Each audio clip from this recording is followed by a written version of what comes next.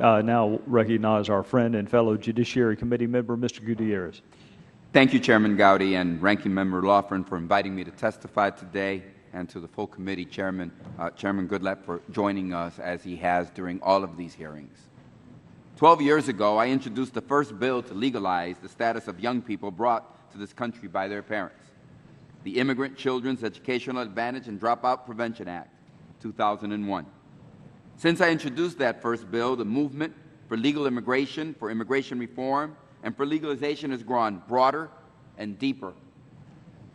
In every community today, there are young people, religious people, women, business owners, immigrant moms and dads, and regular civic-minded U.S. citizens organizing to make sure we pass immigration reform this year in the U.S. Congress. Over the August recess, members of this committee and members of the House of Representatives will see firsthand that the desire for reform is real and present in their communities across this nation.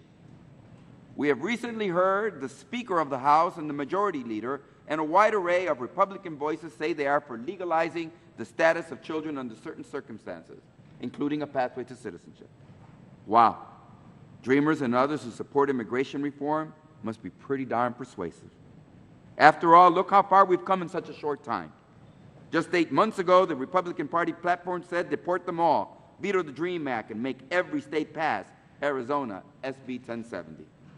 Just a month ago, all but 6 of the Republicans in the House voted to kill the funding for the Deferred Action for Childhood Arrivals. 3 weeks ago, every single Republican on this panel voted to make every undocumented young person a criminal.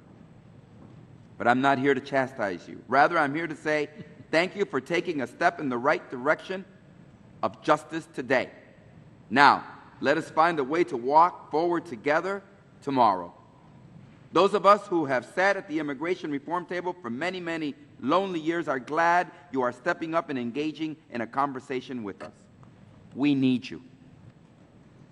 Without you, we cannot achieve success. If the Republican majority is starting with the Dreamers because that is as far as you are willing to go in terms of legal status for undocumented immigrants, I say thank you for coming this far. Because even a small step in the right direction is the first step in any good faith negotiation. It says compromise may indeed be within reach.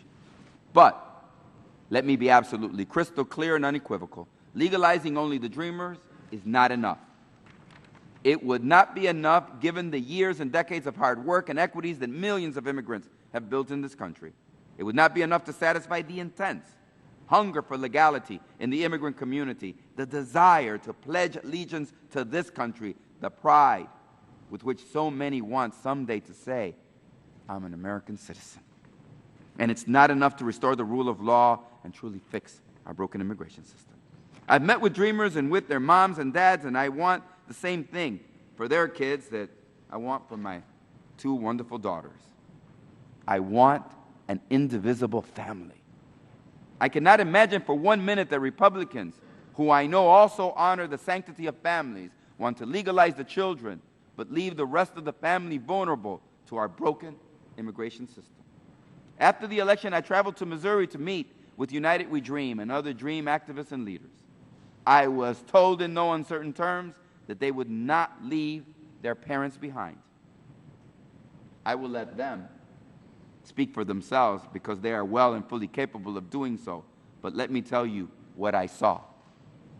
I saw a maturity and a level of confidence that I think any politician would be a fool not to consider. They will not settle for what is good for them unless they can also win what is good for their families. And you know what? You know why? Because their parents instill values in them. Good and decent kids are raised by good and decent parents. If we honor the children for being upstanding and, quote, the kind of immigrants we like, then we must honor the parents who helped raise them to be upstanding. I suspect, no, Chairman Gowdy, I know that there is more to come. This hearing and the legislation we understand is being prepared by the majority. I fully believe it's just the first step.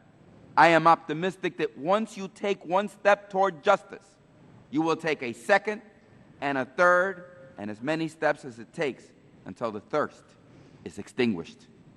I want all of us to walk there together. Once you see that standing up for young and talented immigrants feels good and right, you will want to stand up also for their parents who raised and nurtured them. The dreamers will remember, the nation will remember forever how this Congress and this country treated their parents. We've come such a long way, and we need to work together to keep America moving forward. Mr. Chairman, I would like to, yes, unanimous consent, that the op-ed written by my colleague, Congressman Mike Kaufman, titled "The Time for Immigration Reform is Now." It was published this past Sunday in the Denver Post, be submitted for the record. I've traveled to a lot of places, but the op-ed in the paper that welcomed me on Sunday morning in Denver when I arrived this past Sunday is one of the best acts of welcoming I've ever received. And I'd like that to be introduced into the record. Without objection. And Mr. Chairman, I would like to be introduced into the record, consent to submit an editorial from the Bakersfield Californian, the hometown newspaper of Congressman David Valadao, with whom I shared a stage this past Saturday in Bakersfield, in his district. And this editorial praises him for his willingness to compromise and engage members on both sides of the aisle on the immigration issue. I ask that also be included in the record. Without objection.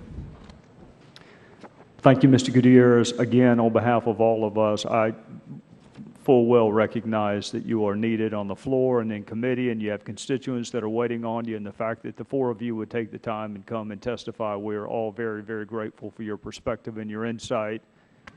We have another panel, so we will stand down just for a moment while the three of you go about, and Mr. Gutierrez hopefully will join us. And with that, we will be in recess for 5 minutes.